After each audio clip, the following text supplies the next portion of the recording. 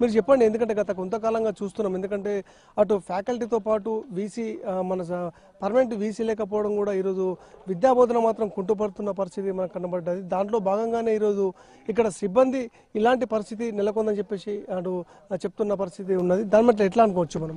ఇక్కడ యూనివర్సిటీలలో విద్యా వ్యవస్థలో ఉన్నటువంటి ఉన్నతాధికారులు ఏవైతే వీళ్ళు ఉన్నారో వాళ్ళ నిర్లక్ష్యం వల్లనే ప్రభుత్వానికి మచ్చ తెచ్చే ఒక విధంగా వీళ్ళు చేసే తీరు అనేది చాలా ఆందోళనకరంగా ఉంది.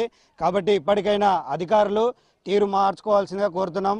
మనం తెలంగాణ విశ్వవిద్యాలయంలో చూసుకున్నట్లయితే వీళ్ళు బీఆర్ఎస్ పార్టీ ఉన్నప్పుడు నియమించిన అధికారులే ఎక్కువ మంది ఉన్నారు. కాబట్టి ఆ బీఆర్ఎస్ పార్టీలో ఉన్నటువంటి ఫస్ట్ ఈ అధికారులను తక్షణమే ఆ ఉన్నత స్థానాల నుంచి తీసేయాలి.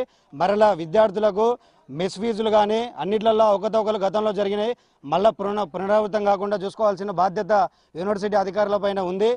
అదేవిధంగా 3 హాస్టల్లో, ఒక గర్ల్స్ హాస్టల్, 2 బాయ్స్ హాస్టల్లో సమస్యలు కూడా రోజు రోజుకి అంటే అవి ఏమవుతున్నాయంటే మళ్ళీ రిపీట్ అవుతున్నాయి. కాబట్టి ఆ పురుగులు కానీ బల్లులు కానీ ఆ హాస్టల్స్ సరౌండింగ్స్లో ఉన్నటువంటి చెత్త చెదారం కానీ ఇవన్నీ క్లీన్ చేయాల్సిన బాధ్యత ఇక్కడ ఉన్నటువంటి ఈ యూనివర్సిటీ వీసీ రిజిస్టర్ వీళ్ళ ఈ అధికారులపైన ఎంతైనా ఉంది.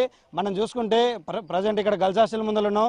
ఈ గర్ల్స్ హాస్టల్లోనే గత 3 రోజుల క్రితం బల్లి రావడం జరిగింది. కానీ యూనివర్సిటీ అధికారులు మీడియా మిత్రులు కూడా ఎవరన్నా ఇట్లే వస్తే వాళ్ళకి అంటే ఇట్లా బయటికి పోవద్దనే విషయాలు వాళ్ళు అంటే విద్యార్థులనే ప్రలోభాలకు గురి చేసే ఒక అవకాశం ఉంది. కాబట్టి ఇంకొకటి విద్యా వ్యవస్థ అనేది తెలంగాణ విశ్వవిద్యాలయంలో ముఖ్యంగా ఒక 10 నుంచి 12 యూనివర్సిటీలు ఉంటే తెలంగాణ విశ్వవిద్యాలయంలో మరీ దారుణంగా దౌర్భాగ్యమైన స్థితి ఈ విశ్వవిద్యాలయంలో ఉంది. కాబట్టి గౌరవనీయులు రేవంత్ రెడ్డి గారు, అదేవిధంగా డిప్యూటీ సీఎం మన బట్టి విక్రమార్క సార్ గారు కూడా తెలంగాణ విశ్వవిద్యాలయానికి అత్యధికంగా నిధులు కానీ అధిక మొత్తంలో అంటే ఎడ్యుకేషన్ సిస్టమ్ కానీ డెవలప్ చేసే విధంగా కృషి చేయాలని కోరుతా ఉన్నాం. Thank you.